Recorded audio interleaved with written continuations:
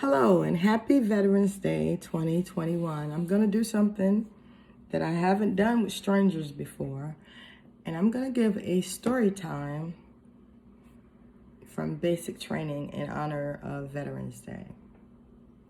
Um, this story happened in 1982 when I was just 18 years old. If you do the math, you'll figure out how old I am.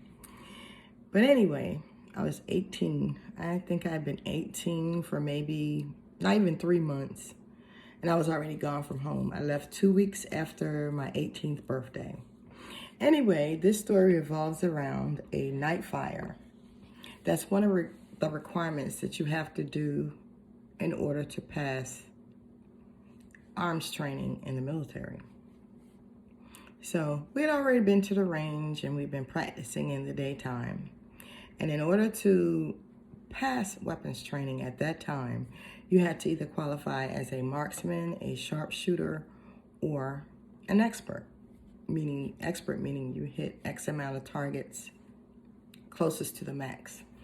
Anyway, of course, I did the bare minimum because the weapon always scared me. I was always afraid of it because at that time, weapons were designed for right-handed people. I'm left-handed. So whenever I would have to fire a weapon, it would have to be a deflector on it because when the shell expends, it always shoots out. And even with the deflector, that shell either landed on my face or it landed on my neck or somewhere down my clothes, burning me. So anyway, it was a night fire. We walked to the weapon site. It was pitch black.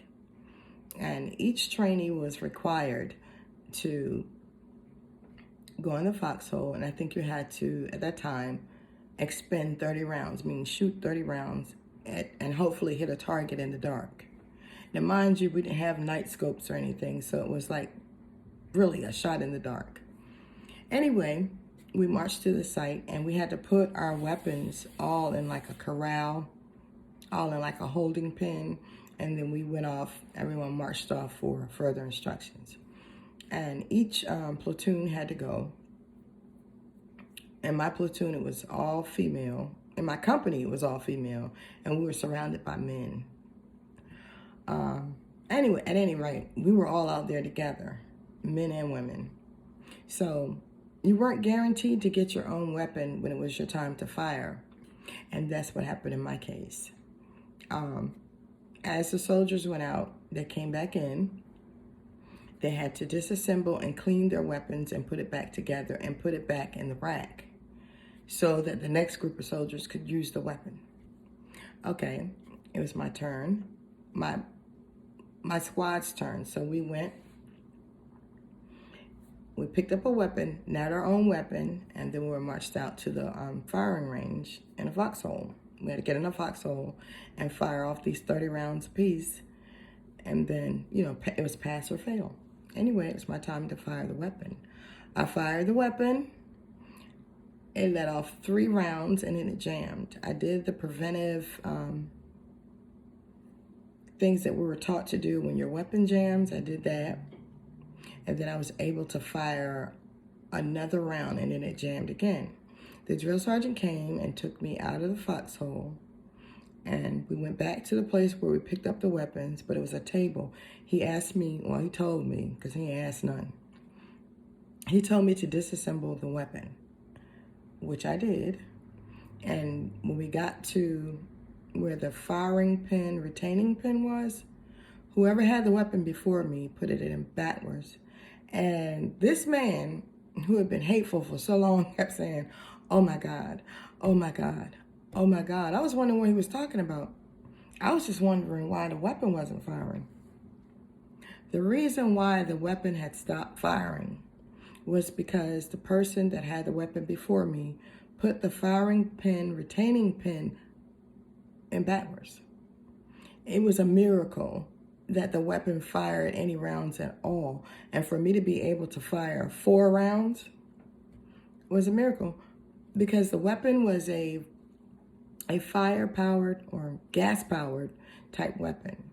When you put a retaining pin in backwards, it can cause a weapon to explode.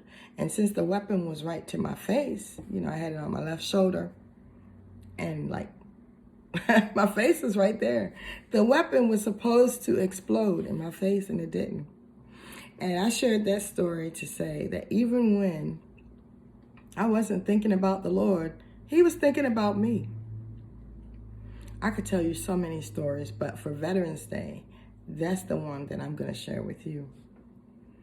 Never forget that even when it feels like you're forgotten, God hasn't forgotten about you. He's always watching.